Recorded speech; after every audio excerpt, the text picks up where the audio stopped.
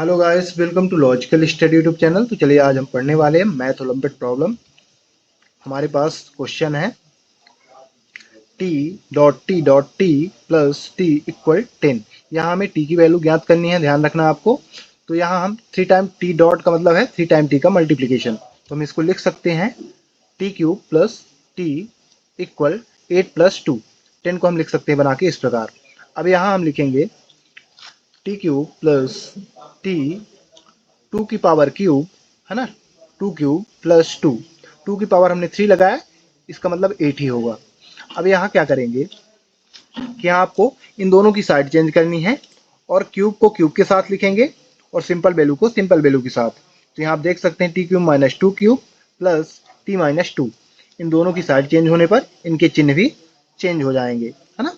तो यहाँ चिन्ह आप देख सकते हैं, यहाँ प्लस में थे इधर, तो इधर आके माइनस में हो गए ये। अब यहाँ आप क्या करोगे, a cube minus b cube का फॉर्मूला यूज करोगे यहाँ। तो इसका फॉर्मूला होता है a minus b cube equal a minus b bracket a square plus b square plus a b. अब यहाँ आपको ए की जगह टी मानना है, बी की जगह 2।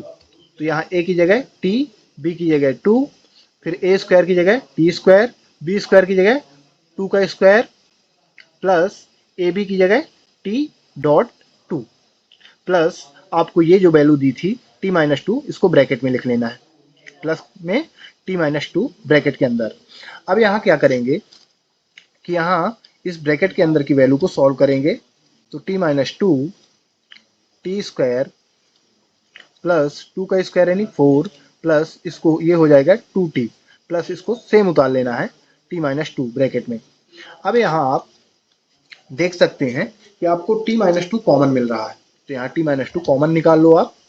t माइनस 2, तो यहाँ बचेगा T square plus 4 plus 2t और यहाँ t माइनस 2 कॉमन निकल चुका है, तो यहाँ 1 बचा, ठीक है ना। 1 इक्वल 0। अब इसको यहाँ आप देख सकते हैं T square plus 4 plus 2t, यहाँ एक क्वाड्रेटिक इक्वेशन मिल रहा है। तो इसको हम सीधा क्रम में लिखेंगे, क्योंकि सीधा क्रम इसका क्या होता है, सबसे बड़ी घात फिर उससे छोटी घात फिर संख्या होती है। तो हम इसको सीधा क्रम में लिखेंगे t minus 2 bracket T square plus 2t plus 4 plus 1 bracket equal 0।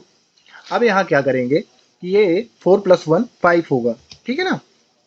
तो ये ब्रैकेट है ना, ब्रैकेट ओपन होगा। तो यहाँ लिखेंगे T square plus 2t plus 4 plus 1, है ना। बाहर वाला ब्रैकेट खुल गया, अब ब्रैकेट ओपन हुआ तो हट गया, बाहर का ब्रैकेट हट गया बड़ा वाला। अब यहाँ आपको देख सकते हैं कि 4 प्लस 1 यदि आप कर दोगे तो आपको क्वाड्रेटिक इक्वेशन मिल जाएगा। T minus 2 T square plus 2t plus 5 equal 0।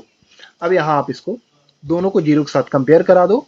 t minus 2 equal 0, तो t की वैल्यू यहाँ से आ जाएगी 2, ठीक है ना। माइनस की थी प्लस में आ गई साइड चेंज होने पर। अब यहाँ दूसरा पद है T square plus 2t plus 5 equal 0। दोनों वैल्यू को हमने दोनों पक्षों को 0 के साथ कंपेयर करा दिया। अब यहाँ आप देख सकते हैं कि गुणनखंड विधि का हम यूज नहीं कर सकते हैं, क्योंकि इसके गुणनखंड नहीं बन रहे हैं। तो हम यहाँ फॉर्मूला विधि का यूज करेंगे, फॉर्मूला मेथड लगाएंगे। ये 10th क्लास की है। तो फॉर्मूला क्या है, minus B plus minus under root B square minus 4ac divide में 2a। यहाँ ए बी सी की वैल्यू हमें कहाँ से मिलेगी, तो ए की वैल्यू टी का, है ना, ए जो होगा तो टी का कोफिशियंट होगा टी स्क्वायर का, फिर जो बी होगा तो टी का होगा कोफिशियंट 2 और सी होगा 5। तो यहाँ ए बी सी, यहाँ से हम वैल्यू पुट करेंगे। तो यहाँ होगा टी इक्वल बी की जगह होगा minus 2 plus minus under root 4 minus 4ac। A और सी की हमने वैल्यू पुट कर दी, डिवाइड में 2a, तो a की जगह 1। तो अब देखेंगे 4 और a की जगह वैल्यू क्या थी 1, यहाँ 1 है, t की जगह यहाँ कुछ नहीं है इसका कोफिशिएंट, तो 1 माना जाएगा टी स्क्वायर की जगह, है ना। टी स्क्वायर के बगल से आप देख सकते हैं कुछ भी नहीं, तो 1 माना जाएगा। तो यहाँ 1 है, a की वैल्यू 1 आई और c की वैल्यू लास्ट वाली मानी जाती है 5, तो यहाँ 5 आ गया। और यहाँ माइनस ऑलरेडी था, b की जगह 2 है, ठीक है ना, ये 2। अब यहाँ आप इसको सॉल्व कर दो।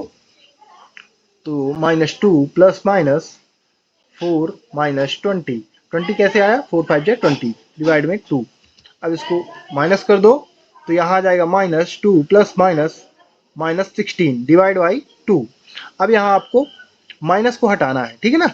अंडर रूट के अंदर जो माइनस है उसको हटाएंगे तो ये होगा t equal -2 plus minus √16 multiply √-1, है ना। यहाँ से माइनस हट गया 16 से, डिवाइड में 2 आपको सेम लिख लेना है। अब आप जानते हैं कि √-1 की जगह हम i लिख सकते हैं। i का मतलब आयोटा होता है, ठीक है ना। तो √-1 का 1 का वैल्यू ही होती है i, आप ऐसा समझ लो। तो और यहाँ 16 की जगह 4 आ जाएगा, तो हम इसको लिख सकते हैं t equal -2 plus minus 4i divide by 2, ठीक है ना। 16 का वर्ग आया 4 और इसकी जगह i आ गया, है ना, √-1 की जगह, तो 4i हो गया। अब यहाँ से आपको फिर 2 कॉमन मिल रहा है, तो 2 कॉमन ले लो तो आ जाएगा, यहाँ 2 कॉमन आ गया तो -1 प्लस 2i डिवाइड बाई 2। कैसे आया, 2 कॉमन लेने पर यहाँ -1 बचा और यहाँ 2 बचा, है ना। 2 से डिवाइड होंगे दोनों अंक। अब 2 से 2 कैंसिल हो जाएगा तो t इक्वल बचेगा -1 plus minus 2i।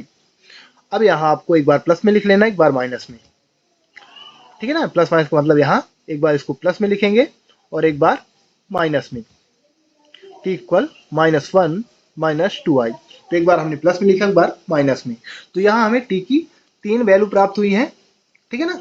t equal 2, फिर t इक्वल -1 प्लस 2i, फिर t इक्वल -1 माइनस 2i। इनको आप t1 t2 t3 भी नाम दे सकते हैं।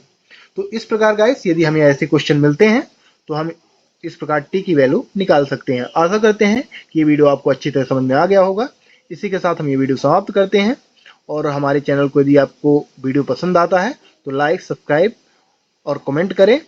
और यदि आपके कुछ क्वेश्चन होते हैं तो कमेंट बॉक्स में आप कमेंट कर सकते हैं, उनके आंसर आपको प्रोवाइड करा दिए जाएंगे। जय हिंद, जय भारत।